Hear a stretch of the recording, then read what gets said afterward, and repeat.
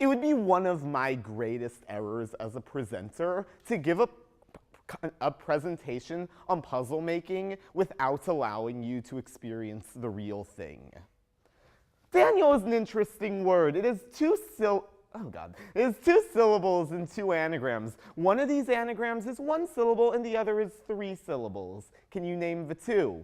Anyone have an anagram off the top of their head? Landy, you're really close, but that's wrong. Nailed, okay. And the other one's three syllables. Switch around the first and the last vowels. Denial. Solid job. Nailed and denial. That puzzle was given to me by a man named Merle Regal, who is the crossword puzzle editor for the Los Angeles Times. What immediately struck me when I was having this conversation with him was how similarly our childhoods lined up. From a really early age, both of us were fascinated by the qualities of words. We were talking about how when he was young, he always looked for signs and rearranged the letters. And we were talking about how when I was little, I played with these little blocks, each of which had a letter and a number. And I tried creating, and the numbers, of course, were the obvious A equals 1, B equals 2, C equals 3. And I always tried to think of the longest three-letter word I can think of, the highest three-letter word using those numbers.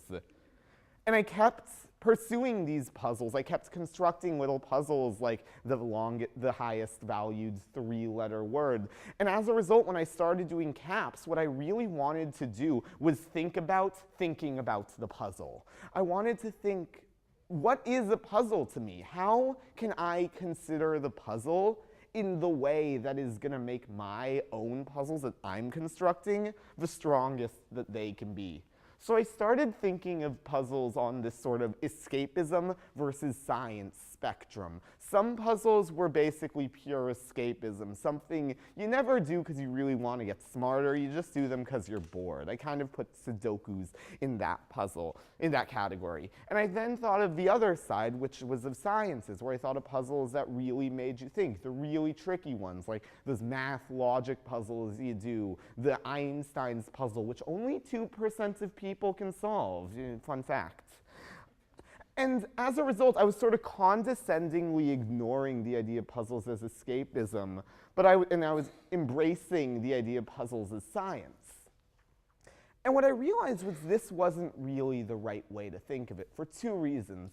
Firstly, I thought both of these extremes didn't qualify as a puzzle. If I wanted to do escapism, what I would do is just play Call of Duty. And if I wanted to do a science, I would solve math problems all the time.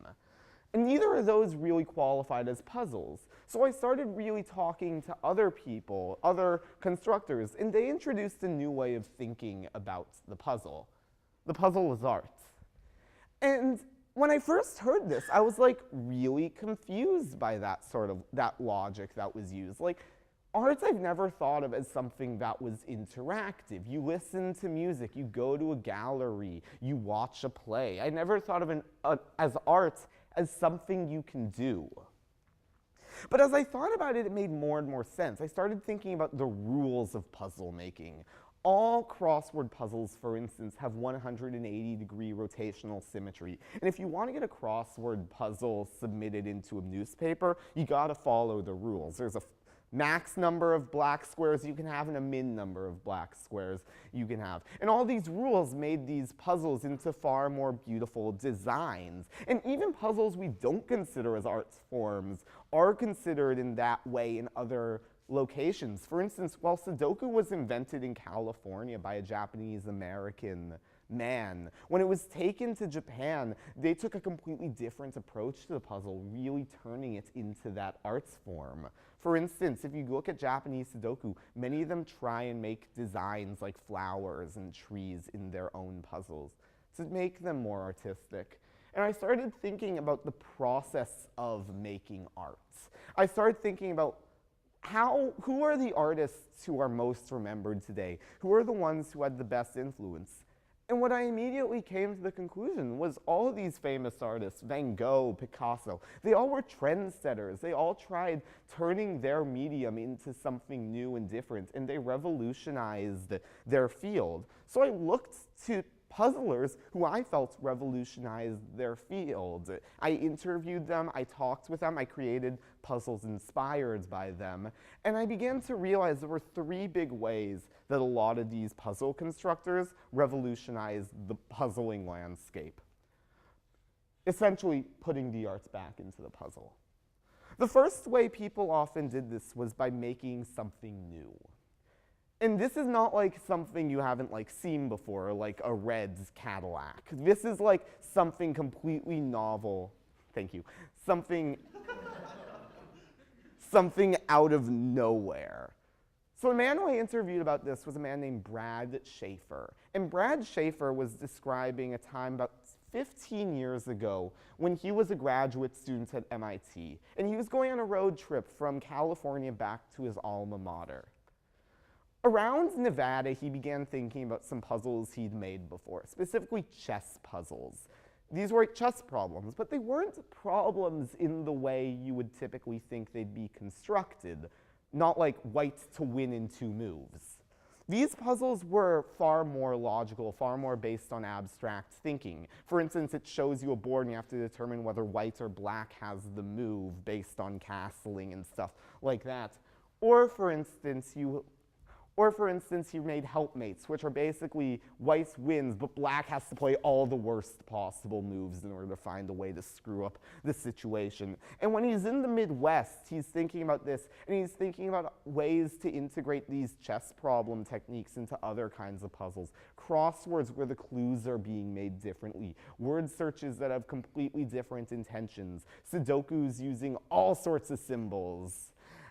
And he does this, and he begins realizing that he could go even one more step beyond. He can make puzzles that are based solely on these abstract principles. Puzzles that essentially lack instructions, lack directions. You aren't given anything besides some amount of data, and it's up to the solver to find the pattern between the data. And this data comes in so many different forms. For instance, word searches with numbers. Clues where every answer ends up being an anagram of the phrase MIT mystery hunt. Whatever this is. And this puzzle, which I want to talk about with you, because I think it represents what I've always seen in these instructionless puzzles that Brad Schaeffer created. JFK Shags, a sad slim lass. That's the entire puzzle, and you have to find an answer. So what I often do when I see things like this is, what's the first thing I notice? Kind of weird words. And what a solver will end up doing is they notice all these weird words. They notice that a lot of letters are repeated. There are a lot of S's, a lot of A's. There are actually only 2 vowels in it, A and I. So I look to the keyboard, or the solver looks to the keyboard, and they notice that all the phrases in JFK Shags, a sad slim lass, are on the keyboard. JFK Shags. And if you take all the letters in that sentence, they make an arrow. And this arrow points to this key. This key could be either semicolon or colon. The way to figure out which it is, you acknowledge that all the letters in that phrase are capital letters. So you hold the shift key down, and you get a colon. And that's how the puzzle is solved. It essentially demonstrates how important these puzzles are as a work of design. Everything in them matters. The second group of people who I really idolized were those who reinvented the wheel, who took something that already existed and made something new and interesting with it. So the man I looked to in this was Matt Gaffney. And Matt Gaffney constructed these puzzles known as meta-crosswords. And essentially, they start as crossword puzzles. You have all the regular clues, you solve them. But the difference lies in the theme entry. Now, a theme entry is generally the longest word in a crossword puzzle grid. And usually they have some sort of connection between them. Like, all of them are phrases which begin with a color. Red herring, blue bonnet, white rabbit. stuff like that. However, Matt Gaffney decided to do something really different with these theme entries. He decided to make a second puzzle within them. So here's what I made. These are the theme entries, and the answer to your puzzle is a TV station. Umbrella Man, Sylvia Plath, Jolting, Vapor Rub, Leaflet, Glacial Pace, and Flares Up. Anyone notice a connection between those theme entries? Specifically the first 4 letters of each theme entry. And that is all right. They're all the first 4 letters of evolutions in the game Pokemon. Except one of them's missing. You have Umbreon, Sylveon, Jolteon, but you're missing Espeon. So a TV station is your answer, and you need to find something for Espeon. Samuel. Mazel tov, Samuel. ESPN. And the final group of people who I really looked up to were those who challenged the traditions of modern puzzle making. The interview with Merle Regal lasted about 2 hours, and a lot of this time was spent discussing a period about 10 years ago, which he referred to as the New York Times versus the world. Now, the New York Times has always been the premier crossword puzzle creation vehicle. Will Shortz, the editor for the New York Times, is probably the only puzzle constructor who has name recognition by at least 10% of the population. And his policy about 10 years ago for making puzzles for the New York Times was this idea that a crossword puzzle is a microcosm of the newspaper. If it's fit for publication in the New York Times, it's fit for publication in a crossword puzzle. Now, Merle Regal and a lot of other constructors felt like that was stifling their creativity. So what they ended up doing was they were making new puzzles that challenged these New York Timesian ideas, puzzles which involved less New York Times-esque logic. For instance, they had puzzles which involved a lot of wordplay, a lot of joking around in them. And the other thing they did was they clued words differently. Historically, crossword puzzles had always been clued by a synonym. So for instance, for the word shirts, it might be torso clothing. Usually it's a synonym. What Merle Regal and other people did was they ended up making clues which weren't direct synonyms. So let's see if you can figure out any of these. Important part of board meetings. Anyone know what that is? It's a nail. French flower. French flower. French flower. The River Seine. They're all groaners. Don't get excited. Canines.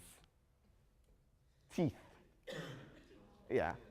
It has a number in letters. Words have so many numbers. P.O. box. Yeah. They all kind of make out like bad dad jokes. But what was important about them was that they were different. They challenged the tradition of the common way of cluing puzzles.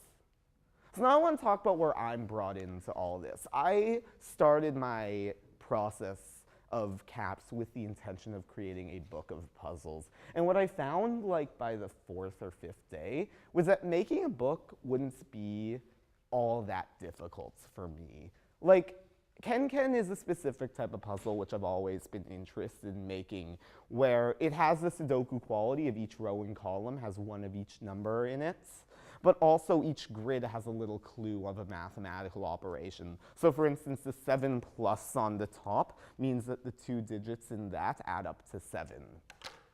And I could make those pretty well. I was making like one every 10 minutes when I felt like it.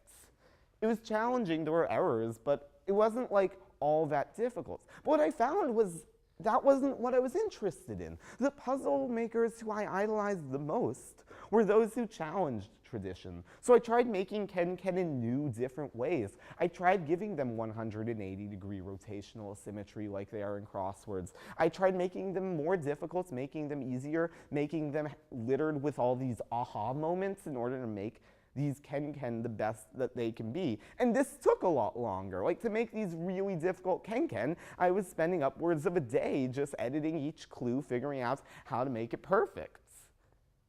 And it was hard. Like, this was really challenging work, and it really hindered my chances of making a book. But I feel like I felt a lot more rewarded from the process. William Butler Yeats writes in his autobiography about the process of writing. It was many years before I understood that I had surrendered myself to the thief temptation of the artist, creation without toil. And I made the decision during my CAPS presentation to toil. I made the decision to try and be a trendsetter. And whether or not I succeed isn't gonna be what determines my CAPS future. It's what's gonna determine who I am as a puzzle maker through the rest of my life. So I leave you with one final puzzle. What's your puzzle? I start this presentation discussing what I was drawn to at an early age, what I innately was good at, finding all these weird quirks in words. But this extends not to me, it extends to all of you. All of us have something that we have always gravitated towards. And my challenge to you as I end this presentation is to figure out how to put the art back into it, how to toil with what you love and make it something that has never been seen before. Thank you.